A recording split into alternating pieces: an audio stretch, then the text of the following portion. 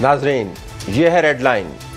2007 27 दिसंबर पाकिस्तान से, बल्कि बरसगीर से, बल्कि दुनिया से एक अजीम लीडर को दहशतगर्दों ने छीन लिया। बेनज़ीर भुट्टो की शहादत का दिन। सितम ज़रीफ़ी ये नहीं है सिर्फ, और दुख की बात ये नहीं है कि बेनज़ीर भुट्टो का कत्ल हुआ। दुख की बात ये है कि आज 15 साल के बाद भी मिस्ट्री कायम है कि बेनज़ीर भुट्टो के को कत्ल करने में मुहर्रकात क्या थे और वो लोग कौन थे। बैन-अक़वामी तहकीकात भी करवा के देख ली, उनकी अपनी जमात की हुकूमत भी आ गई, लेकिन इसके बावजूद ये मुअम्मा हल नहीं हुआ। आज हम इस प्रोग्राम में नाहिद खान से बात करेंगे और सफदर अब्बासी से बात करेंगे, दोनों जो बेनज़ीर भुट्टो के सफ़र के आखिर दम तक साथी थे। लेकिन इससे पहले हम इस्लामाबाद की सिक्योरिटी अलर्ट का भी जिक्र करेंगे। इस्लामाबाद के अंदर मुख्तलिफ एम्बेसीज़ ने सिक्योरिटी अलर्ट जारी किया है। पुलिस ने 25 मकामात पर आर्जी सिक्योरिटी चेक पोस्टें कायम कर दी हैं। अवामी इज्तिमात पर 2 हफ्तों की पाबंदी है, लेकिन इसके बावजूद फॉरेन ऑफिस के अंदर आज एक एम्बेसडर्स की मीटिंग बुलवाई गई और उनको बताया गया कि पाकिस्तान के अंदर सूरत हाल नॉर्मल है। प्रोग्राम के इस हिस्से में हमारे पास अहमद हुसैन डेढ़ साहब होंगे, जो चेयरमैन हैं कौमी असम्बली कायमा कमेटी बराए दाखिला। ये वो कमेटी है जिसके पास तमाम मालूमात आइनी ज़िम्मेदारी के साथ तमाम इदारों को देनी होती हैं। तो अगर किसी को इल्म है कि पाकिस्तान में सूरत हाल क्या है, इस्लामाबाद में क्या सूरत हाल है, तो वो अहमद हुसैन साहब ही होंगे। उनका हम शुक्रिया अदा करते हैं। आमिर राना तज्ज़ियाकार हैं, माहिर हैं सिक्योरिटी अमूर के। इनका इदारा मुसलसल दहशतगर्दी के अलावा इन अमूर के ऊपर काम करता रहा है, तो इनके पास डाटा सारा मौजूद है, एक पर्सपेक्टिव भी मौजूद है और ये कॉलम राइटर भी हैं। हम आपको अपने रिपोर्टर्स के ज़रिए इस्लामाबाद के मुख्तलिफ हिस्सों की सूरत हाल के बारे में बताएंगे। उस्मान जावेद हमें रेड जोन से ज्वाइन कर रहे होंगे और इसके अलावा उमर आसिफ और शहजाद अली भी हमें ज्वाइन करेंगे, उनकी रिपोर्ट्स भी शामिल हाल हैं। ट्रेंडिंग में फवाद चौधरी के कुछ ट्वीट्स हैं, वो भी आपके सामने रखेंगे। उससे पहले नाजरीन हम आपको बताएं कि जो ट्रेंड्स आजकल कौमी तौर पर सामने आ रहे हैं, शायान सलीम उसके ऊपर रिफ्लेक्ट करेंगे। तो प्रोग्राम का आगाज़ करते हैं। इस्लामाबाद में सिक्योरिटी अलर्ट पर हम पढ़ते हैं। दैट साहब, अगर मैं आपसे बात का आगाज़ करूँ, अब ऐसी सूरत हाल बन गई है कि सऊदी अरब, अमेरिका, बरतानिया उन ममालिक के साथ जुड़ गया है जो सिक्योरिटी अलर्ट्स जारी करते हैं। ऐसा पहले हमें कभी नज़र नहीं आया। तो मैं आपसे जानना चाहूँगा कि आपकी कमेटी में इस मामले पर क्या बात होती रही है? बिस्मिल्लाहिर्रहमानिर्रहीम। मैं ये समझता हूँ जी कि हमने पिछले दिनों मीटिंग्स की थी, नेक्टा की भी, और पुलिस रिफॉर्म्स पे भी हम काम कर रहे हैं। इस मामले में जो मालूमात हैं वो ये हैं कि हमारी जो सिक्योरिटी के फ़ैसले हैं वो पाकिस्तान में ही होते हैं और हमारी एजेंसियां और हमारी फ़ौज ही करती है, और हमारी सिक्योरिटी के इन मामलात में किसी किस्म की कोई दखल अंदाजी नहीं होती। और हमें फ़ख्र है कि जब भी किसी दुश्मन मुल्क ने हमला करने की कोशिश की तो उसने मुँह की खाई। लिहाजा हमारी जितनी भी मीटिंग्स होती हैं, जो भी उसमें डिस्कशंस होती हैं, उसमें हमेशा मुल्क के वक़ार को सामने रखा जाता है और इसमें किसी किस्म की किसी इंटरफेरेंस की कोई जगह है ही नहीं। अच्छा, ये तो अच्छी बात होगी, लेकिन ये फिर सूरत हाल कैसे बन गई इस्लामाबाद के अंदर कि अब रेड अलर्ट जारी हुआ है, तो सब काम अगर इतना अच्छा हो रहा है जैसे आप फरमा रहे हैं, तो ये नौबत यहाँ पर क्यों पहुँच गई? जी सर, जो पिछली गवर्नमेंट गुजरी है उसमें जो मतलब साजिशें की गई हैं मुल्क को डिस्टेबलाइज करने की, ये उसकी रिपरकशंस हैं। और आपने देखा कि टीटीपी और इस तरह के जो मामलात पिछले दिनों अभी ज़ोर शोर से हो रहे हैं, और जिसकी वजह से कोयटा के कोर कमांडर को बहावलपुर भेजा गया, ये ऐसे मामलात हैं, शायद मीडिया पे इनका जिक्र मेरे ख़्याल में मुनासिब नहीं है, लेकिन पिछली हुकूमत ने सिर्फ मुईशत को के ज़रिए तबाह करने की मुल्क को कोशिश नहीं की, बल्कि ये साजिशें भी शामिल हैं कि किसी तरह मुल्क को डिस्टेबलाइज किया जाए। लेकिन जिस तरह इसे कंट्रोल में किया जा रहा है, इंशाल्लाह बहुत जल्द हालात नॉर्मल हो जाएंगे। आप शायद कहना चाहते हैं कि पेशावर के कोर कमांडर को उन्होंने बहावलपुर भेजा, लेकिन अभी तो आप फरमा रहे थे कि तमाम पॉलिसीज़ जो हैं वो सिक्योरिटी एजेंसीज और फौज खुद बनाती है, तो वो सिर्फ इसी हुकूमत में शुरू हुआ और पिछली हुकूमत में कोई और बना रहा था ये पॉलिसीज़? میں یہ کہہ رہا ہوں کہ پچھلی حکومت میں ایک سازش کی جا رہی تھی ملک کو ڈی سٹیبلائز کرنے کی، جس کی مثال آپ نے دیکھی کہ جس طرح سائفر کا ایشو ہوا، جس طرح سی پیک کو روک دیا گیا، جس طرح آئی ایم ایف کا لون جو ہے اس کو روکنے کی کوشش کی گئی، جس طرح سیلاب کا فنڈ جو امداد دی جا رہی تھی اس کو روکنے کی کوشش کی گئی، پھر اس کے بعد دھرنا، پھر اس کے بعد اسمبلیاں توڑنے کی بات جو آئی ہے، اور اب اسمبلیاں توڑنے کی تاریخ دی گئی لیکن اسمبلیاں نہیں توڑی گئیں۔ ہر چیز میں کوشش کی گئی ملک کو ڈی سٹیبلائز کیا جائے، اور اسی طرح سوات میں جو کچھ پچھلی حکومت کے دور میں شروع ہوا ہے وہ بھی ایک افسوسناک پہلو ہے، لیکن یہ حالات آہستہ آہستہ کنٹرول میں آتے جا رہے ہیں۔ یہ انہی کے ریپرکشنز ہیں، پچھلی حکومت کے غلط فیصلوں کی وجہ سے یہ چیزیں ہوئی ہیں، لیکن now everything is going to be in control۔ Okay جی، اب میں آپ کے اسی سینٹینس کو لے کے عامر رانا کی طرف چلتا ہوں۔ Aamir, everything is going to be in control now, اور یہ پچھلی حکومت کی کوتاہیاں، ان کی بیوقوفیاں، حماقتیں، سازشیں تھیں جس نے پاکستان کو اس نہج پہ پہنچا دیا۔ ہمیں اس پہ ذرا ایک پرسپیکٹو تو دیں عامر۔ دیکھیے، آپ کے بھی علم کے اندر ہے کہ یہ جو سیکیورٹی کے معاملات ہیں یہ ہماری سویلین گورنمنٹس کے کنٹرول میں زیادہ نہیں ہوتے، اور اس کی ایک وجہ یہ ہے کہ ہماری سویلین گورنمنٹس کا بھی انٹرسٹ بھی نہیں ہے کہ سیکیورٹی کے معاملات کو اپنے ہاتھ میں لیں، اور بڑے وہ کیا کہیے محتاط انداز کے اندر سیکیورٹی معاملات کے اوپر گفتگو کرتے ہیں، اور ان کی چونکہ ان کی گرپ نہیں ہے اور نہ ہی ان کا انٹرسٹ ہے سیکیورٹی معاملات کو سیریسلی لینے کا، تو اس لیے اس کو ایک بڑا پولیٹیکل رنگ دیا جاتا ہے۔ ادروائز سیکیورٹی کی سچویشن جو ہے وہ خراب ہونا شروع ہوئی، خواہ وہ اس کو اس کانٹیکٹس میں دیکھنا ہی نہیں چاہیے کہ خان صاحب کی گورنمنٹ تھی یا پی ایم ایل این کی تھی، اس سے ہٹ کے ٹرینڈ دیکھیں تو سیکیورٹی سچویشن تو 15 اگست 21 کے بعد جو ہے خراب ہوتی جا رہی تھی، اور دسمبر 2021 سے خاصی جو ہے وہ پیچیدہ صورتحال ہو گئی تھی۔ اس کا پرسپیکٹو بالکل ڈیفرنٹ ہے، اور میرا خیال ہے کہ اس چیز کو بہت ہی امپورٹنٹ جو پرسپیکٹو ہے کہ جو اسلام آباد کے اندر جو اٹیمپٹ ہوئی ہے ٹی ٹی پی کی طرف سے اور ایک خودکش حملے کی ناکام کوشش ہوئی ہے، یہ ایک بڑا امپورٹنٹ جو ہے وہ فیکٹر ہے جس نے ایک دم سے ہمارے سیکیورٹی اداروں کو بھی الرٹ کیا، اور انہوں نے باقی بھی جتنے ڈپلومیٹک مشنز ہیں ان کو بھی الرٹ کیا کہ ابھی صورتحال خاصی سنجیدہ ہے۔ آپ کے علم کے اندر ہے کہ جو میکنزمز ہے الرٹ کا وہ بھی خاصا فلاڈ ہے پاکستان کے اندر، کہ یہاں پہ تقریباً 12-13 قسم کے ایجنسیز جو ہیں ہر وقت جو ہے وہ نیکٹا کو، مختلف اداروں کو الرٹ بھیج رہی ہوتی ہیں کہ یہاں سے خطرہ ہے، یہاں سے ہے۔ پچھلے 7 سال میں کوئی ان کے الرٹ کی بیس کے اوپر اسلام آباد میں یا اس کے سراؤنڈنگ کے اندر کوئی اتنا بڑا خطرہ مرج نہیں ہوا۔ پریکٹس یہ ہے کہ جب بھی ہر ادارہ یہ چاہتا ہے کہ وہ جب بھی کوئی ایسی چیز ہو جائے تو اس کے اوپر کوئی اعتراض نہ کرے، اور نیکٹا جو ہے ایک وہ اسکیپ بورڈ ہے، اور وہ چونکہ اس نے سارے الرٹس کو اکٹھا کرنا ہوتا ہے، اس نے پاس کرنا ہوتا ہے ڈپلومیٹک مشنز کو، لیکن ابھی صورتحال خاصی مختلف ہو گئی تھی، اور یہ جتنی بھی یو ایس ایمبیسی ہے، سعودیہ کی ایمبیسی ہے، یہ ایسا ممکن نہیں ہے کہ ان کے کوئی اپنے انٹرنل کوئی سیکیورٹی کے میکنزم نیٹ ورک پاکستان میں ہو، افغانستان کے اندر ممکن ہے ہو، لیکن ان کی اسسمنٹ کی بیس جو ہے، الرٹ کی بیس پاکستانی اداروں کی ہی وہ الرٹس ہیں جن کو پاکستانی اداروں نے کانفیڈنس میں لیا، اور اس کی بنیاد کے اوپر یہ آپ نے ایک دلچسپ بات بتائی کہ جو یہ تھریٹ الرٹس جاری کی جاتی ہیں ایمبیسیز کی طرف سے اپنے سٹاف کو، ان کی بنیاد جو ہے وہ ہمارے اپنے اداروں کی اسسمنٹس ہی ہوتی ہیں۔ ذرا میں احمد حسین صاحب کے پاس واپس جانا چاہوں گا۔ ڈیڈ صاحب، آپ اسلام آباد کے اندر موو اراؤنڈ کرتے ہیں، آپ کی جو قومی اسمبلی قائمہ کمیٹی ہے برائے داخلہ وہ بھی انہی بلڈنگز کے اندر میٹ کرتی ہے جن بلڈنگز کے گرد اب سیکیورٹی کا حصار مزید گہرا کر دیا گیا ہے۔ میں آپ سے جاننا چاہوں گا کہ جب آپ یہ تمام انتظامات دیکھتے ہیں، عارضی چیک پوسٹیں دیکھتے ہیں، خصوصی سیکیورٹی پلان دیکھتے ہیں، ایمبیسڈرز کی بریفنگز دیکھتے ہیں، ایمبیسیز کی طرف سے تھریٹ الرٹس جاری ہوتے دیکھتے ہیں، اجتماعات پر پابندی دیکھتے ہیں، تو آپ اس شہر میں رہتے ہوئے کیا محسوس کرتے ہیں؟ ڈو یو فیل کہ واقعتاً حالات قابو میں ہیں یا نہیں؟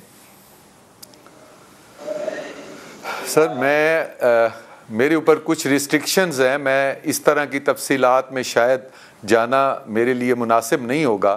میں آپ کو اس کی کور ریزن بتانا چاہتا ہوں کہ یہ وجوہات کیا ہیں۔ ایک سازش ہو رہی ہے پاکستان کے خلاف جو پہلے ایران کے خلاف ہوئی، عراق کے خلاف ہوئی، افغانستان کے خلاف ہوئی، اس میں فوج کو کمزور کر کے اور فائنینشلی پریشرائز کر کے ملک کو دیوالیہ کرنے کی سازش ہے۔ اس میں وہ یہودی اور ہندو طاقتیں ہیں جن کے ایجنٹ پاکستان میں کام کر رہے ہیں۔ وہ نہ صرف معاشی طور پر اس ملک کو ڈیسٹیبلائز کر رہے ہیں بلکہ دہشت گردی کے معاملات میں بھی وہ اب پیش ہیں۔ پچھلے دنوں ہم نے as chairman standing committee interior ہم نے میٹنگ کی، اس میں نیکٹا بھی موجود تھا۔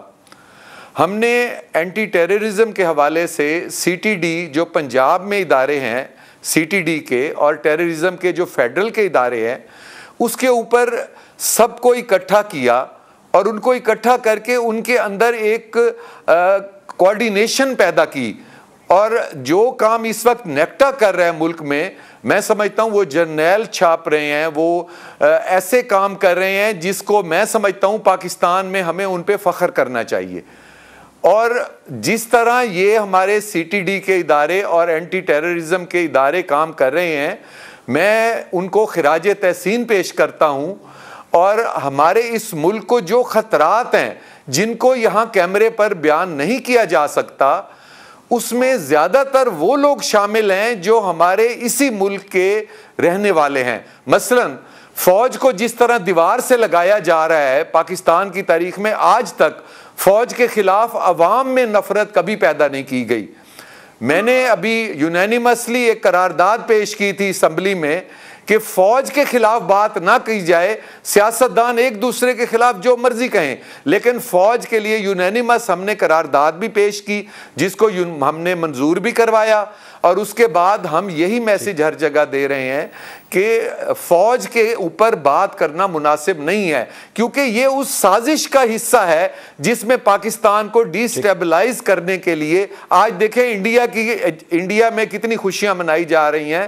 70 سال میں انڈیا جو ہمارا نقصان نہیں کر رہا، ہمارے اندر کے لوگ اور ایک جماعت کے لوگ جن کو فیڈ کیا جا رہا ہے کہ آپ فوج کے خلاف بولیں۔ مثال کے طور پر ہمارے ارشد شہید صاحب جو ارشد شریف شہید ہوئے، ان کے جو اپلیکیشن ان کی والدہ سے لکھوا کر پیش کی گئی کہ اس کے اوپر پرچہ کیا جائے، اب آپ ان میں نام پڑھ لیں تو آپ کے رونگٹے کھڑے ہو جائیں گے۔ کیا ارشد شریف کی والدہ کو ان کے نام معلوم ہے؟ ان کی درخواست پہ نام لکھنے والے کون ہیں؟ کون سی جماعت سے ان کا تعلق ہے؟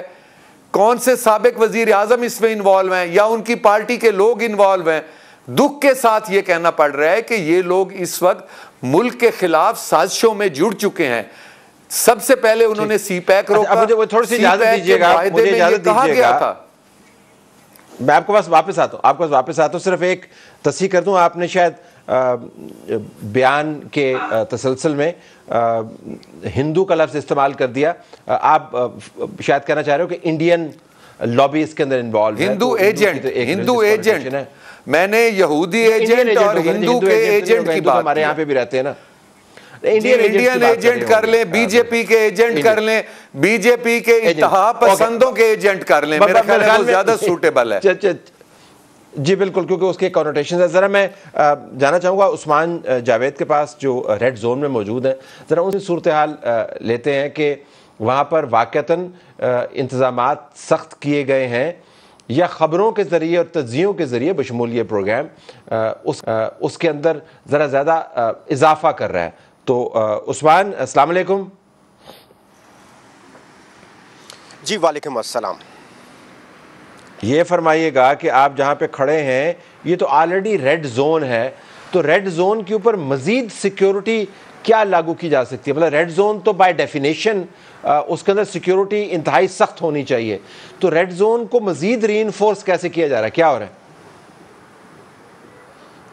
देखें, जो चंद रोज़ कबल इस्लामाबाद I-10-4 में जो धमाका हुआ था, उस दहशतगर्दी के वाक़े के बाद इस्लामाबाद में मुकम्मल तौर पर हाई अलर्ट जारी कर दिया था और इस्लामाबाद का रेड जोन जो इंतहाई हसास इलाका है उसमें पहले से सिक्योरिटी बहुत ज़्यादा थी, लेकिन इस रेड अलर्ट के बाद अब सिक्योरिटी की जो सूरत हाल है उसको मज़ीद सख्त कर दिया गया है। और इस वक्त मैं मैरियट चौक के सामने खड़ा हूँ और फरहान हमारे कैमरे दिखा सकते हैं कि ये वो चेक पोस्ट है जो पहले से यहाँ पर मौजूद थी, लेकिन इसके पहले अगर आप देखें तो एम्बेसी रोड पर भी एक आर्जी चेक पोस्ट पुलिस की जानिब से तैनात की गई है, जहाँ पर जो गाड़ियाँ आ रही हैं और जो लोग इस रेड जोन में दाखिल हो रहे हैं उनको मुकम्मल तौर पर चेक किया जा रहा है। और ये जो चेक पोस्ट है ये पहले से थी, लेकिन यहाँ पर अब पहले से ज़्यादा सख्ती कर दी गई है और जो भी गाड़ियाँ इस चेक पोस्ट के ज़रिए इस्लामाबाद के रेड जोन में दाखिल हो रही हैं उनको मुकम्मल सर्च करने के बाद और जो शहरी उन गाड़ियों में सवार होते हैं उनको मुकम्मल चेक करने के बाद इस्लामाबाद के रेड जोन में दाखिले की इजाज़त दी जा रही है। इसके साथ साथ रेंजर और FC के जो जवान हैं वो भी इस्लामाबाद के रेड जोन में सिक्योरिटी के लिए तैनात कर दिए गए हैं। और इस्लामाबाद के रेड जोन की बात की जाए तो इस्लामाबाद के रेड जोन में पार्लियामेंट, सुप्रीम कोर्ट समेत सफारत खाने और इंतहाई अहम सरकारी इमारतें और दफातर मौजूद हैं। उनमें जो काम करने वाले लोग हैं उनको ही इस्लामाबाद के रेड जोन में दाखिले की इजाज़त दी जा रही है और जो गैर मुतल्लिका लोग हैं जिनका रेड जोन में ना कोई काम है ना वो मुलाजमत करते हैं उनको रेड जोन में दाखिले की इजाज़त नहीं दी जा रही। इसके साथ साथ इस्लामाबाद के जो सेफ सिटी के कैमरों की मदद से भी इस्लामाबाद पूरे और बिलखसूस रेड जोन को मॉनिटर किया जा रहा है और जो भी लोग इसमें दाखिल हो रहे हैं उनकी जो नकलो हरकत है उसको मुकम्मल तौर पर मॉनिटर किया जा रहा है। इसके साथ साथ जो 4 सफारत खाने हैं जो इस्लामाबाद में इस वक्त काम कर रहे हैं उनकी जानिब से अपने शहरियों को एक रेड अलर्ट जारी किया गया है और उनको इस्लामाबाद और रेड जोन में जो अपनी मूवमेंट है उसको भी रिस्ट्रिक्ट करने का हुक्मनामा जारी किया है। और इसके साथ साथ रेड जोन में वाक़या जो एक निजी होटल है उसमें भी जाने और उसमें रिहाइश इख्तियार करने के हवाले से उनको मना किया गया है। जहाँ तक पुलिस की बात है, पुलिस इन नाकों पर पहले से मौजूद थी और 5 मजमूई तौर पर इस्लामाबाद रेड जोन के एंट्री पॉइंट्स हैं। उस्मान, मुझे 1 मिनट दीजिएगा ज़रा, मैं आपने जो मालूमात दी हैं उनको मैं आमिर के सामने रखना। आमिर, ये बताइएगा, जब मुल्क के कैपिटल के अंदर ऐसी सूरत हाल डेवलप होती है तो बैनुल अक़वामी तौर पर मामलात को कैसे देखा जाता है? बैनुल अक़वामी तौर पर हम सिर्फ रेपुटेशन के हवाले से बात नहीं करते, फॉरेन इन्वेस्टमेंट की बात भी करते हैं, डिप्लोमेटिक प्रोफाइल की बात भी करते हैं। तो ज़रा ये जो अभी तफसीलात फराहम की हैं उस्मान ने, उसके पेश नज़र जो अहमद हुसैन साहब ने फरमाया उसके पेश पे पर्सपेक्टिव दीजिएगा कि दुनिया पाकिस्तान को फिर कैसे देखती? देखिए, आपके इनके अंदर है कि इस्लामाबाद में जितने भी यहाँ पे सफारत खाने या डिप्लोमेटिक मिशंस हैं इन्होंने रिपोर्ट करना है अपने हेडक्वार्टर्स के अंदर और जो मैसेजिंग है बिल्कुल जाहिर है कि वो पॉजिटिव नहीं होगी जब आपके अपने इदारे फीड कर रहे हो कि यहाँ पे सिक्योरिटी हाई अलर्ट है और पूरी सिचुएशन और ख़ास तौर के ऊपर एक अटेम्प्ट भी हो चुकी हो। तो इससे हटके मेरा ख्याल है कि जो मेयर्स हैं जो पुलिस की तरफ से हैं उसको तो मेरा अप्रिशिएट करना चाहिए, लेकिन जो इसके अराउंड नैरेटिव बिल्ड किया जा रहा है जिसका भी इजहार आपके पहले गेस्ट ने भी किया उसको मेरा ख्याल है करेक्ट करने की थोड़ी सी ज़रूरत है। मुझे नहीं मालूम कि आपके और आपके प्रोग्राम के अंदर कितनी इजाज़त है खुल के बात करने की, लेकिन ये प्योर खुल के बात करें आप, बिल्कुल इजाज़त है। ये लाइव प्रोग्राम में आपको इजाजत तलब करने की there is no NOC that you need. Aamir, go ahead speak. एक नैरेटिव यहाँ पे पेश किया जा रहा है, मेरा नहीं ख्याल कि यहाँ पे तमाम सिक्योरिटी के इदारे ऑन बोर्ड हैं। यहाँ पे पॉलिटिक्स किया जाता है बहुत सारे सिक्योरिटी इश्यूज को, उसकी वजह से खासी कॉम्प्लिकेशंस पैदा होती हैं। तो प्योरली इस वक्त इसको आप सिक्योरिटी के कॉन्टेक्स्ट के अंदर इसको डील करेंगे, लोकल इस्लामाबाद की कैपिटल की सिक्योरिटी के कॉन्टेक्स्ट में डील करेंगे तो ये पूरी दुनिया को कन्वे करने आसान होगा कि पाकिस्तान और इस्लामाबाद दुनिया का कोई वाहिद कैपिटल नहीं है जिसको टेररिज्म के थ्रेट है, ख़ास तौर के ऊपर जिसके नेबरहुड के अंदर एक बड़ी मेजर ट्रांसफॉर्मेशन हुई हो, वहाँ पे एक बड़ी नजरियाती मूवमेंट इक़्तिदार के अंदर आई हो, वहाँ के इमीडिएट नेबर्स के अंदर क्या सूरत हाल हुई हो। आपको ये भी याद रखना चाहिए कि पाकिस्तान में तो इस्लामाबाद में अभी ये सूरत हाल पैदा हुई कि बाकी जो सेंट्रल एशिया के नेबरहुड के अंदर है इंक्लूडिंग ईरान के अंदर, अफगानिस्तान में तालिबान के आने के बाद जो इनसिक्योरिटी का लेवल है وہ کس حد تک بڑھ گیا ہے. اس کے پرسپیکٹو کو آپ اگر نروس ہوں گے، آپ کے ادارے اور آپ کے سیاسی ادارے اس کو ایکسپلائٹ کرنے کی کوشش کریں گے اور ایک دوسرے کے خلاف پولیٹیکل سکورنگ کے لیے یوز کریں گے، تو آپ کا نیگیٹو مزید زیادہ امیج جو ہے وہ زیادہ نیگیٹو ہوگا اور میسیجنگ نیگیٹو ہوگی. ادروائز میرا خیال ہے. اچھا ادھر ہی رک جائیں عامر، اگر آپ ادھر ہی رک جائیں پلیز. صرف اس وجہ سے نہیں کہ میں کوئی آپ کو سینسر کر رہا ہوں، میں آپ کے نقطے کو لے کے احمد حسین صاحب کے پاس جانا چاہ رہا ہوں، کیونکہ آپ کی جو سجیشن ہے وہ بڑی زبردست ہے. ڈیڈ صاحب، بات یہ ہے کہ جب آپ اس قسم کا بلیم گیم کرتے ہیں اور ایکس پرائم منسٹر کو مورد الزام ٹھہراتے ہیں، ان کی جماعت کو مورد الزام ٹھہراتے ہیں، دہشت گردی کا معاملہ ان کے در پہ پھینکتے ہیں، بنیادی طور پہ آپ کہہ رہے ہیں کہ سب کچھ بنی گلا سے منسلک ہے، وہاں پہ عمران خان موجود ہیں اور ان کا ایک خاص بیانیہ ہے. جو عامر نے بات کی وہ بڑی دلچسپ ہے کہ اگر آپ اس دھندے میں پڑ جائیں گے تو وہ آپ کو مورد الزام ٹھہراتے ہیں اور وہ بھی کام کر رہے ہیں. ایک ایسا ملک جس کے اندر سٹنگ گورنمنٹ جو ہے وہ آؤٹ گوئنگ گورنمنٹ کو مورد الزام ٹھہرا رہی ہو سنجیدہ دہشت گردی کے معاملات پر، دنیا اس کو کتنی سنجیدگی کے ساتھ لے گی؟ اس پر بھی تو سوچیں کہ نہیں. پہلے تو I am not from the sitting government, I am from P T I. میں انہی کا حصہ ہوں اور میں ابھی تک میں نے کوئی ایسی خلاف ورزی نہیں کی کہ میں پی ٹی آئی سے باہر ہوں. میں انہی کے اندر کا بندہ ہوں اور میں نے ان کے انہی اقدامات سے اختلاف کیا ہے. میں دیکھیں، جو فوج کے خلاف، پاک فوج کے خلاف بات کرے، میں اس پارٹی کو میں پاکستان کی محب وطن پارٹی کیسے کہوں؟ جب آپ اپنی فوج کے خلاف یہ میسج دیں کہ جنرل سے بریگیڈیئر اور کیپٹن بغاوت کر جائیں، تو یہ بتائیں یہ کہاں سے آپ کی ملک دوستی ہے؟ دوسرا میں یہ کہنا چاہتا ہوں کہ یہ جو سازش ہے، یہ انہوں نے ایک اپنی کوئی امریکہ میں اپنی امیج بلڈنگ کے لیے ایک کمپنی ہائر کی ہے اور اس کا جو ہیڈ ہے وہ ہے جو پاکستان کے ایٹمی اثاثوں کے خلاف ہے. یہ وہی ہیں جنہوں نے ایک الیکشن ہوا انگلینڈ میں، ایک طرف یہودی لڑ رہا تھا، ایک طرف مسلمان صادق خان میئر کا الیکشن لڑ رہا تھا، انہوں نے یہودی کی سپورٹ کی. میں تو اوپنلی کہہ رہا ہوں کہ یہ پہلی دفعہ انڈیا اتنا خوش ہوا ہے کہ 70 سال میں انہوں نے ایجنسیوں کو ٹارگٹ اتنا پاکستان کے نہیں کر سکا جو یہ کر رہے ہیں. یہ ان کے ایجنڈے پہ کام کر رہے ہیں، انڈیا کے ہندوؤں کے، بی جے پی کے اور یہودیوں کے، اس ملک کو ڈی سٹیبلائز کرنے کے لیے. جب بھی یہ کوئی ایسا ایکشن کرتے ہیں، آپ دیکھیں ڈالر کی قیمت جو ہے بڑھ جاتی ہے. ابھی انہوں نے اعلان کیا کہ جی اسمبلیاں توڑ رہے ہیں، اسمبلیاں نہیں توڑی، اس کی ڈیٹ دے دی، اس کی وجہ سے $3 بڑھ گیا. اسی طرح انہوں نے کہا جی ہم دھرنا دے رہے ہیں. اسی طرح انہوں نے کہا جی IMF کے لیے ادھر معاہدہ کر کے آئے اور ادھر آ کے تیل کی قیمتیں کم کر دیں. ابھی IMF کے اوپر جو انہوں نے یہ باتیں کر رہے ہیں اور جو چیزیں یہ کر رہے ہیں، یہ ٹوٹلی ملک کو ڈی سٹیبلائز کرنے کی ایک سازش ہے. اور عوام کے منہ میں جو فوج کے خلاف بیانیہ دیا ہے، دیکھیں آج وہی فوج ہے، وہی ایجنسیاں ہیں جن کی طرف پوری قوم دیکھ رہی ہے کہ وہ آج انہوں نے کس طرح اسلام آباد کو سیکیور بنایا ہے، کس طرح کوئی حملہ کرنا چاہتا ہے یا نہیں کرنا چاہتا، لیکن انہوں نے اس کو سیکیور بنا دیا ہے. انہوں نے آج پھر اپنی آپ اجازت دیں ذرا، میں بریک میں جا رہا ہوں. احمد حسین ڈیڈ، آپ کو بطور چیئرمین قومی اسمبلی قائمہ کمیٹی برائے داخلہ اسی وجہ سے بلایا تھا کہ آپ دونوں حکومتوں کی کارکردگی پر آؤٹ گوئنگ اور موجودہ پر ریفلیکٹ کر سکتے ہیں. تو میرے سوال کا مقصد جاننے کا یہ تھا کہ جب وہ آؤٹ گوئنگ پر الزام لگاتے ہیں اور آؤٹ گوئنگ موجودہ حکومت پر الزام لگاتی ہے تو پھر یہ حالات توازن کی طرف نہیں جا رہے. لیکن ظاہر ہے آپ کا بھی ماننا یہی ہے کہ مورد الزام پچھلی حکومت کو ہی ٹھہرانا. میں بریک میں جا رہا ہوں، بریک کے بعد ہم آئیں گے تو آپ کو اسلام آباد کے مختلف ایریاز کا ایک اور ویو بھی دیں گے. پروگرام میں خوش آمدید ناظرین. سوچئے میں جانے سے پہلے، جس میں ہم ڈسکس کریں گے بینظیر بھٹو صاحبہ کا قاتل کون اور ابھی تک گرفتاریاں کیوں نہیں ہوئی، ناہید خان اور صفدر عباسی صاحب ہمیں جوائن کریں گے. آپ کو میں اسلام آباد کے باقی حصوں کی بھی کچھ خبر دینا چاہتا ہوں، ہمارے رپورٹر موجود ہے. تو پہلے ہم شہزاد علی کی طرف چلتے ہیں جو اسلام آباد کے ہمیں انٹری پوائنٹ کے اوپر کھڑے ہو کے بتا رہے ہیں کہ اس وقت صورتحال کیا ہے. جی طلعت صاحب بالکل اس وقت میں موجود ہوں اسلام آباد میں 26 نمبر سٹاپ کے اوپر.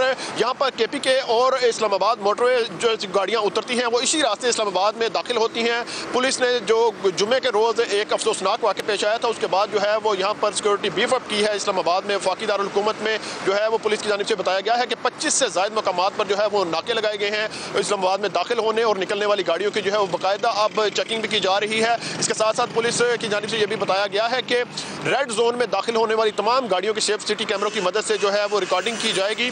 میٹرو بس سروس کے جتنے بھی مسافر ہیں ان کی جو ہے وہ ویڈیو ریکارڈنگ کے احکامات بھی جاری ہوئے ہیں پولیس کی جانب سے. اور اس کے ساتھ ساتھ پولیس نے یہ بھی کہا ہے کہ جن لوگوں کے گھروں میں کوئی کرایہ دار ہیں یا غیر ملکی ملازمین ہیں کسی گھر میں یا کسی کمپنی کے پاس, ان کا فوری طور پر جو ہے وہ ڈیٹا پولیس کے پاس رجسٹر کروایا جائے. غیر رجسٹر شدہ افراد یا گھر کے جو مالکان ہیں ان کے خلاف جو ہے وہ پولیس نے ایکشن کا انتباہ بھی دیا ہے. اس کے ساتھ ساتھ پولیس نے یہ بھی کہا ہے کہ اسلام آباد میں جو ہے وہ دفعہ 144 کا نافذ ہے. کسی بھی قسم کے جو اجتماعات یا ریلیاں ہیں ان پر بھی پابندی عائد کر رکھی ہے. شہریوں سے بھی یہ اپیل کی گئی ہے کہ وہ کسی بھی قسم کی جو مشکوک سرگرمی ہے وہ دیکھتے ہی 15 پر فوری طور پر اطلاع کریں. اس کے ساتھ ساتھ جو ایک اور چیز پولیس کی جانب سے شہریوں سے اپیل کی گئی ہے کہ فینسی نمبر پلیٹ اور جو بلیک شیشوں والی گاڑیاں استعمال کرنے والے افراد ہیں وہ فوری طور پر جو ایکسائز آفس کی رجسٹرڈ شدہ جو نمبر پلیٹس ہیں صرف وہی استعمال کریں. گاڑیوں کے اوپر بلیک جو پیپر یا شیشے لگائے ہوئے ہیں انہیں اتار دیا جائے. اس کے خلاف جو ہے وہ پولیس نے ایکشن لینے کا بھی اعلان کیا ہے. جی شکریہ شہزاد. عثمان کیا ہمارے ساتھ لائن پر ہیں؟ جی عثمان, آپ کو میری آواز آ رہی ہے؟ جی میں آپ کوئکلی اگر آپ مجھے بتائیں. جی مجھے اگر آپ کوئکلی یہ بتائیں, آپ نے ابھی رپورٹ کرتے ہوئے بتایا تھا کہ اسلام آباد کے اندر جو سیکیورٹی کیمراز لگے ہوئے ہیں ان کی تعداد میں بھی اضافہ کیا گیا ہے. اگر آپ مجھے مختصراً بتا پائیں کہ ان کیمروں کے اندر کیا یہ صلاحیت ہے کہ یہ فیشل ریکگنیشن کر پائیں, یعنی ان کے پاس پکسلز ایسے ہیں جو اتنے فوکس کر سکتے ہیں کہ چہروں کی ریکگنیشن ہو جائے, یا عمومی کیمرے ہیں صرف یہ آوت جاوت ہی بتاتے ہیں؟ دیکھیں جو اسلام آباد پولیس کے پاس اس وقت سیف سٹی کے ذریعے جو کیمروں کے ذریعے جو مانیٹرنگ کر رہی ہے اس سے بالکل فیس جو ہے اس کو ڈیٹیکٹ کیا جا سکتا ہے, اور جو مسافر یا جو شہری گاڑی کے اندر بیٹھے ہوں گے ان کو بآسانی ان کا چہرہ جو ہے وہ شناخت کر لیا جائے گا. اور اس وقت اسلام آباد میں جو سیکیورٹی کی صورتحال ہے وہ انتہائی جو ہے وہ ہائی الرٹ کر دی گئی ہے. اور جو ناکے آپ پہلے بھی کہہ رہے تھے کہ اسلام آباد کے جس پوائنٹ پہ میں موجود ہوں نادرا چوک پر, یہاں پر پہلے سے ہی ناکہ موجود تھا, لیکن اب آپ اگر یہاں پر آئیں تو آپ کو پولیس کی جانب سے مکمل سرچ کیا جائے گا, اور سرچ کرنے کے بعد ہی آپ کو ریڈ زون میں داخلے کی انٹری دی جائے گی. اس سے پہلے یہاں پر ناکہ موجود ہوتا تھا لیکن اس طرح کی چیکنگ نہیں کی جاتی تھی جس طرح آج کل چیکنگ کی جا رہی ہے. اور اب جو چیکنگ ہے اس کا جو معیار ہے وہ بھی بڑھا دیا گیا ہے, اور چیکنگ جو ہے وہ ہائی الرٹ کر دی گئی ہے. اور ناکے کے جو بیک سائڈ پہ آپ دیکھ سکتے ہیں, مجھے عثمان اجازت دیجیے, میں ذرا عمر آصف کے پاس جانا چاہوں گا جو فیض آباد اور پنڈی کے سنگم پہ کھڑے ہیں, اور یہ وہ تیسری انٹرنس ہے اسلام آباد کی جہاں کی صورتحال وہ آپ کو بتا رہے ہیں. جی بالکل, دیکھیں میں اس ٹائم موجود ہوں فیض آباد کے مقام پہ. راول پنڈی میں اکثر سواریاں جو داخل ہوتی ہیں وہ اس مقام کو کراس کر کے ہی جاتی ہیں. راول پنڈی شہر کی سیکیورٹی کی بات کی جائے تو اس ٹائم جو سیکیورٹی ہے وہ ہائی الرٹ پہ ہے.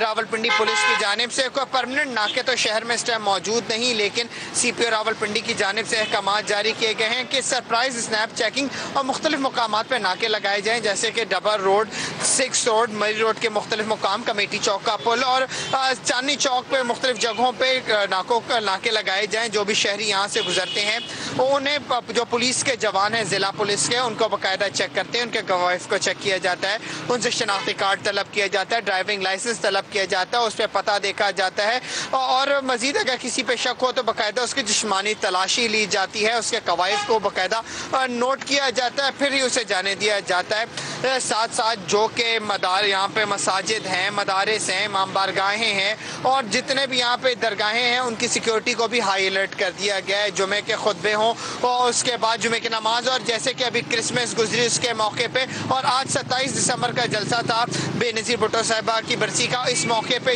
جو بھی ہے پولیس کو احکامات جاری کیے جاتے ہیں کہ خاص سیکیورٹی کے انتظامات کیے جائیں. ہوٹل ہو گئے, سرائے ہو گئے, ان کی مسلسل چیکنگ کی جائے. اس کے علاوہ جو جو سی پی او راولپنڈی ہیں شہزاد بخاری صاحب، ان کی جانب سے یہ بھی کہا گیا ہے کہ شہر کے جو گنجان آباد علاقے اور نواحی علاقے جیسے کہ اڈیالہ روڈ ہے، چکری روڈ ہے، صادق آباد کا علاقہ ہے، نیو ٹاؤن کا علاقہ ہے، وہاں پہ جو کومبنگ آپریشنز ہیں دیگر جو قانون نافذ کرنے والے ادارے ان کے ساتھ مل کے تیز کیے جائیں۔ گزشتہ روز چند جگہوں پہ چند تھانوں کی حدود میں کومبنگ آپریشنز کیے بھی گئے، اور ساتھ ساتھ جو قوائف ہے قانون کرایہ داری کے اس کی بھی چیکنگ تیز کی جائے۔ 8 کے قریب مختلف تھانوں میں لوگ ہیں جو کہ یہاں پہ آئے انہیں موجود تھے، ان کے قوائف دیکھے گئے، جن کے قوائف مکمل نہیں تھے ان کو تحویل میں لیا گیا ہے، اس کے بعد انہیں تھانے منتقل۔ عمر I have to leave it there. I'm sorry to cut in. I have to leave it there.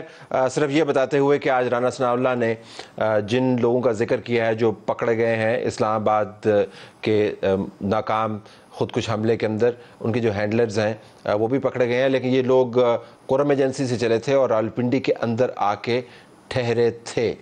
یہ بڑا اہم نقطہ ہے۔ تو آپ دیکھ سکتے ہیں کہ اوورآل جو ہے سیکیورٹی صورتحال کس قسم کی ہے۔ اب میں چلتا ہوں ناہید خان صاحبہ کے پاس اور صفدر عباسی صاحب کے پاس، اور ہمارا جو سیگمنٹ ہے سوچئے اس کا آغاز ہو رہا ہے۔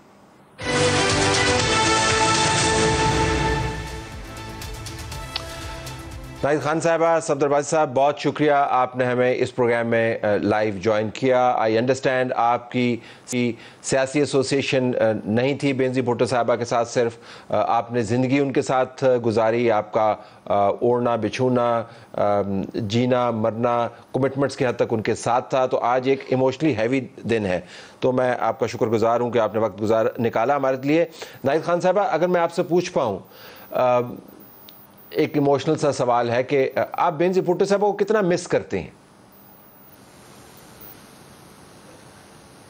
طلعت، مس تو ایک چھوٹا سا لفظ ہے، مس اس کو کیا جاتا ہے جس کو انسان بھول جائے وہ کبھی بھولتی نہیں ہے۔ جس طرح پاکستان کے اندر جیسے جیسے پولیٹیکل ٹرموائل بڑھتا جا رہا ہے، ویسے ویسے ان کی باتیں، ان کی سوچ، ان کی فکر جو ہے اتنی زیادہ یاد آتی ہے کہ کاش وہ آج زندہ ہوتی تو پاکستان کے اندر شاید صورتحال بہت مختلف ہوتی۔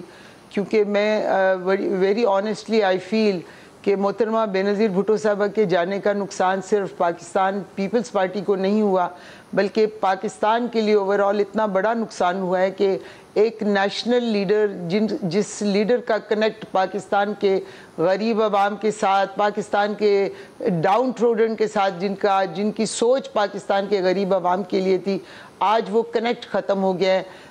ٹھیک ہے، نیریٹو بھی لوگوں نے بنا لیے، لوگوں کا کرزما بھی ہے، لوگوں کے کلٹ بھی بن گئے، لیکن جو کنیکٹ ہوتا ہے لیڈر کا، کسی پولیٹیکل لیڈر کا، اپنے کارکنوں کے ساتھ، اپنے عوام کے ساتھ اپنی سوچ کو لے کر آگے چلنا، وہ وہ میں بہت مس کرتی ہوں۔ اور یہی صورتحال جب مجھے نظر آتی ہے پاکستان کے اندر، مجھے عجیب قسم کی میری یعنی پریشانی کا میرا کنسرن ہے کہ پاکستان، ہم عوام ہیں نا، ہم عوام ہیں، ہم یہ سوچتے ہیں کہ ہمارا آخر کون لیڈر ہے، پاکستان کو کون لیڈ کر رہا ہے، پاکستان کی گورنمنٹ کو کون چلا رہا ہے، یا پاکستان کی اپوزیشن کیا رول پلے کر رہی ہے۔ یہ ساری چیزوں کو دیکھتے ہوئے مجھے بینظیر بھٹو صاحبہ کی جو سوچ ہے نا، یا ان کی یاد ہے، یا ان کی کمی شدت سے محسوس ہوتی ہے کہ آج ہم بالکل پاکستان کے اندر بے یار و مددگار جو ہے نا پالیٹکس ہو گئی ہے، اور کوئی بھی ایسا لیڈر نہیں ہے جو پاکستان کو، اب پاکستان کے عوام کی سوچ کو سمجھ سکے اور جان سکے اس وقت میں۔ اگر میں صفدر عباسی صاحب آپ سے پوچھ پاؤں، ان لوگوں کے لیے جن کے حافظے کمزور ہیں، آپ اس فیٹفل ڈے 27 دسمبر 2007 آپ کہاں پہ تھے؟ میں جی محترمہ بینظیر بھٹو صاحبہ کے ساتھ ہی تھا، اور جب یہ واقعہ ہو تو میں ان کی گاڑی میں تھا جی۔ اگر آپ آئی نو اٹس پینفل، اگر آپ بتا پائیں کہ وہ لمحات کیا تھے جب یہ واقعہ ہوا اور اس سے کچھ دیر پہلے؟ دیکھیے جی، اس دن جلسہ جو ہے ماشاءاللہ کیونکہ یہ عید کے بعد جب کیمپین دوبارہ شروع ہوئی تو لوگ عید کی فیسٹیوٹیز میں تھے، تو جلسے جو ہو رہے تھے اس پہ کہیں محترمہ سیٹسفائیڈ نہیں تھی، لیکن یہ جو پنڈی کا جلسہ تھا یہ ایک میں سمجھتا ہوں ایک عظیم الشان جلسوں میں شامل ہوتا تھا، اور محترمہ بہت زیادہ اس دن خوش بھی تھیں، اور جس انداز میں جو انہوں نے اپنے ایموشنز عوام کو بتائے وہ بھی آپ کے سامنے، وہ میں سمجھتا ہوں کہ وہ ٹیلی ویژن کی اسکرین پہ چلے، اور بہت جو ہے نا پذیرائی بھی ان کو ملی، اور انہوں نے پھر خطاب بھی جو ہے نا پاکستان کے مستقبل کے حوالے سے ایسا خطاب کیا جو میں سمجھتا ہوں کہ ایک یادگار تقریروں میں سے ان کی، اور جس انداز میں انہوں نے پاکستان کا کیس پلیڈ کیا، ٹیررزم کے خلاف بات کی، اور سوات میں جھنڈا لہرانے کی بات کی، اس سے یہ ایک اندازہ تھا کہ جو ان کی وہ مستقبل کے بارے میں پاکستان کے حوالے سے کیا سوچ رہی ہیں۔ تو وہ سارے اس عمل کے اندر ایک بہت بڑی پذیرائی تھی ان کو عوام کی طرف سے، جس پہ یقیناً وہ خوش تھیں، اور جلسے کی جو تعداد تھی ماشاءاللہ لوگوں کی جو تعداد تھی وہ بھی اس دن جو ہے نا بہت زیادہ تھی۔ اور اس کے بعد جب جلسہ ختم ہوتا ہے تو وہ اپنے گاڑی میں آئیں، اور گاڑی میں چڑھنے کے بعد جب وہ باہر نکلتی ہیں تو ایک بہت بڑی تعداد لوگوں کی جو کہ جلسہ گاہ سے باہر نکل رہے تھے، وہ جب سامنے آئے تو گاڑی کو جو ہے نا کافی سلو ڈاؤن کرنا پڑا، اور پھر ان کے نعرے، اور اس میں انہوں نے فیصلہ کیا کہ جی وہ اٹھ کے ان کو ویو کرتی ہیں۔ اس سے پہلے غالباً وہ میاں نواز شریف صاحب سے بھی بات کرنا چاہ رہی تھیں، کیونکہ ان کے جو حملہ ہوا تھا ان کے کانوائے پہ اس دن جو اطلاعات ملی تھیں، لیکن انفارچونیٹلی انہوں نے اس وقت وہ بات نہیں کر سکیں، اور وہ انہوں نے مجھے کہا کہ صدر ہاؤ اباؤٹ سم ناراض، یہ کہہ کہ مائک مجھے خود پکڑایا، اور خود جب اوپر اٹھیں تو مستقل جو ہے نا وہ جی بھٹو اور زندہ ہے بھٹو زندہ ہے جس قسم کے نعرے تھے ان کا جواب بھی دے رہی تھی، اور بہت حد تک جو ہے نا وہ رسپانسو بھی تھیں، اور اسی طرح عوام بھی تھے۔ اور آہستہ آہستہ جب ہم آگے بڑھ رہے تھے تو اس کے بعد ایک طرف سے یہ فائرنگ ہوئی، اور اس فائرنگ کے نتیجے میں محترمہ جب نیچے آئیں تو ان کا کافی خون جو تھا وہ جب وہ گرتی ہیں اپنے ناہید صاحبہ کی گود میں تو وہاں ان کا کافی خون بھی نکلا، اور ساتھ ہی جب وہ فائرنگ ہوئی تو اس وقت جو ہے نا دھماکہ بھی ہوا۔ تو اس دھماکے تو آپ اگر میں قطع کلامی کر رہا ہوں صرف یہ جاننے کے لیے کہ آپ یہ فرما رہے ہیں کہ جب فائرنگ ہوئی تو ان کو ظاہر گولیاں لگیں اور اس کے بعد وہ گریں، دیکھیں میں اور اس کے ساتھ ہی وہ فائرنگ لیفٹ سائڈ سے نہیں، فائرنگ ان کی کیونکہ لیفٹ سائڈ سے تھی، اور جب بعد میں جب ان کا جو وونڈ دیکھا گیا وہ رائٹ سائڈ پہ تھا، تو لگتا یہ ہے کہ وہ فائرنگ ان کو نہیں لگی، لیکن یہ جو دھماکہ ہوا، دھماکے کے نتیجے میں جب وہ نیچے آتی ہیں تو اب یہ یہاں پہ کوشچن ہوتا ہے طرح کہ جو طریقہ کار اختیار کیا جانا تھا انویسٹیگیشن کا یا پوسٹ مارٹم کا، وہ غالباً اختیار نہیں کیا گیا، اور ہمیں آج تک یہ نہیں پتا، باوجود اس کے اسکاٹلینڈ یارڈ کی ایک رپورٹ اپنی جگہ موجود ہے، لیکن یہ چیز نہیں پتہ لگتی کہ جی وہ جو کاز آف ڈیتھ جو تھا وہ کون سا وونڈ تھا ان کا۔ تو یہ ساری چیزیں ایسی ہیں جو کہ میں سمجھتا ہوں کہ الٹیمیٹلی پارٹی کی جو گورنمنٹ آئی تو 31 مارچ کے بعد تو یہ ساری چیزیں انویسٹیگیشن میں آنی چاہیے تھیں، لیکن انفارچونیٹلی ایک فروئی قسم کی انویسٹیگیشن ہوئی، اور اس کے اندر وہ عوامل جو تھے جس کی وجہ سے یہ موت واقع ہوئی وہ بھی سامنے نہیں آئے، جو قاتل جن پہ الزام لگا وہ بھی بری ہو گئے، اور آج جو ہائی کورٹ کے اندر اپیل پڑی ہے وہ بھی جو ویسے کی ویسی پینڈنگ پڑی ہوئی۔ جی اگر میں ناہید خان صاحب آپ سے پوچھ پاؤں اسی کے پیش نظر یہ کتنے دکھ کی بات ہے کہ اتنی بڑی قائد کا ایسا دن دہاڑے قتل، سب کے سامنے اتنا ڈاکومنٹری ایویڈنس، اور ابھی تک ہمارے لیے ایک معمہ ہے یہ کتنے، اس کا کوئی کلوجر نہیں ہے، یہ کتنے دکھ کی بات ہے؟ بالکل طلعت، میں سمجھتی ہوں کہ یہ اتنی بڑی ٹریجڈی ہے جو کہ دن دہاڑے بیوی کو مارا گیا ہے، اور میں آئی ایم ویری کلیئر، میں یعنی اتنی زیادہ کلیئر ہوں کہ میں کیونکہ گولی کی آواز کے ساتھ بیوی نیچے آئی ہیں، کیونکہ میں نے ایک دم سوچا کہ کسی نے یہ کریکر چلایا ہے، کچھ میں دل میں سوچ رہی ہوں کہ پارٹی کے لوگوں کو منع کیا ہوا ہے کہ بیوی جب کھڑی ہوں کوئی کریکر کچھ نہ چلایا کریں، لیکن یہ کریکر جیسے ہی گولی کی آوازیں، میں کیونکہ شیشے سے باہر دیکھنے کی کوشش کر رہی تھی، لوگ ڈانس کر رہے تھے، جیے بھٹو جیے بے نظیر کے نعرے لگا رہے تھے، اور بیوی کے نعروں کا جواب بیوی دے رہی تھی، ایک دم گولی کی آواز آئی ہے، اور اس کے ساتھ ہی مجھے لگا کہ میری گود میں کوئی ہیوی چیز گری ہے ایک دم۔ جب میں نے یعنی it was اسپر of the second کہ جب میں ایک دم مڑی ہوں تو میں نے دیکھا کہ بیوی میری گود میں گری ہوئی تھی، اوزنگ بلڈ تھا، بالکل میرے کپڑے بالکل totally I was soaked with blood, اتنا زیادہ خون تھا کہ صفدر مجھے پیچھے سے کہہ رہے تھے اپنا دوپٹہ بیوی کے اس پہ رکھو۔ I was so much traumatized, اتنا میں چیخ رہی تھی, مجھے کچھ سمجھ نہیں آ رہا تھا کہ کیا ہو رہا ہے, کیونکہ لیفٹ سائڈ پہ مخدوم صاحب بیٹھے ہوئے تھے, رائٹ سائڈ پہ I was sitting, اور پیچھے صفدر بیٹھے ہوئے تھے, خالد شہنشاہ تھے, بی بی کے ان کے پرسنل سٹاف کا ایک بندہ بیٹھا ہوا تھا, فرنٹ پہ ڈرائیور تھا اور سیکیورٹی کے وہ تھے. لیکن اس کے بی بی کے گرتے ہی ایک دم جو ہے نا, ایک دم فائر کی آواز کے ساتھ بم بلاسٹ ہوا ہے. بم بلاسٹ ہونے کے ساتھ گاڑی کی ریم جو ہے وہ شاید گاڑی کے ٹائر بسٹ ہوئے ہیں اور گاڑی ریم پہ چل رہی تھی. ہم رش کر رہے تھے ٹو ہاسپٹل کہ ان کو نیئرسٹ جو بھی ہاسپٹل ہے ادھر لے کے جائیں, because left side was block, ہماری گاڑی رائٹ سائڈ پہ ٹرن تھی, تو ہم we were going towards Murree road. ہم جب مری روڈ پہ گئے, ہمارے پیچھے کوئی گاڑی نہیں تھی, there was nobody behind us.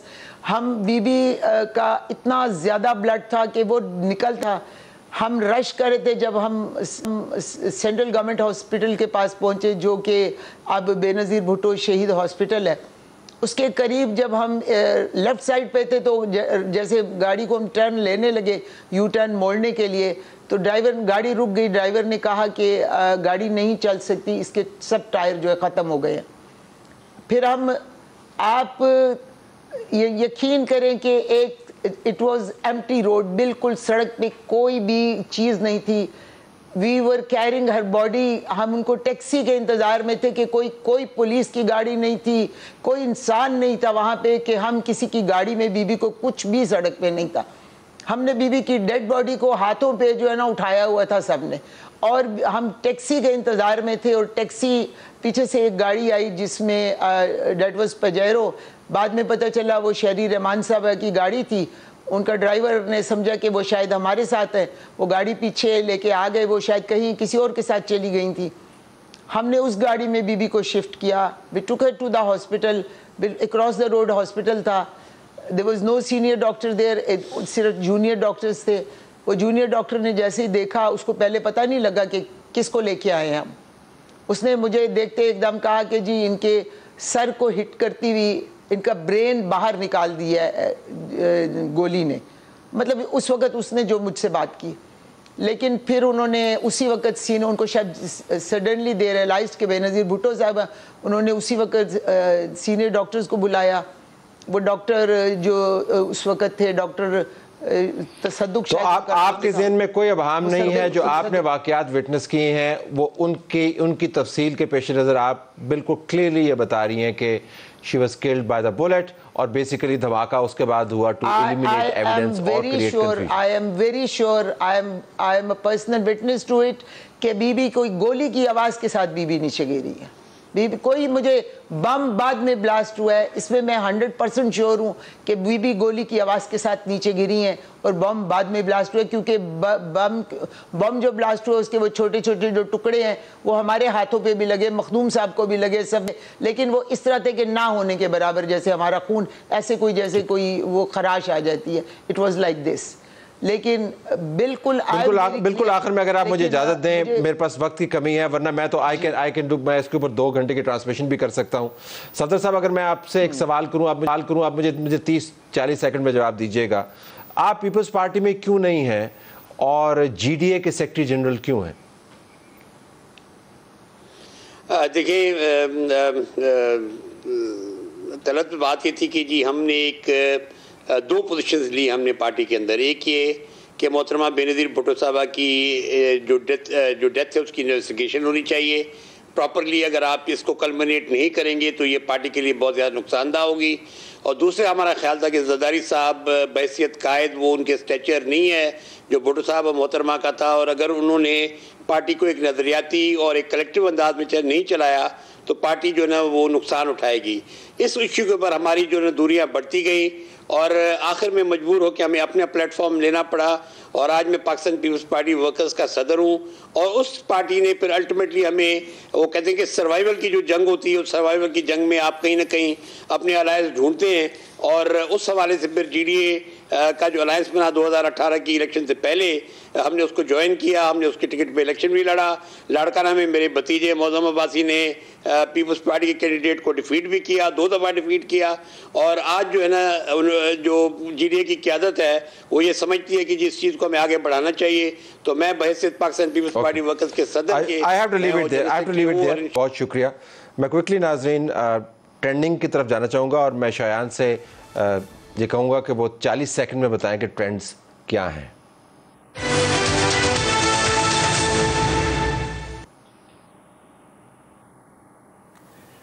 دیکھیں طلعت صاحب، جو سب سے زیادہ اس وقت پاکستان میں ٹرینڈ کر رہا ہے وہ سلام بے نظیر ٹرینڈ ہے.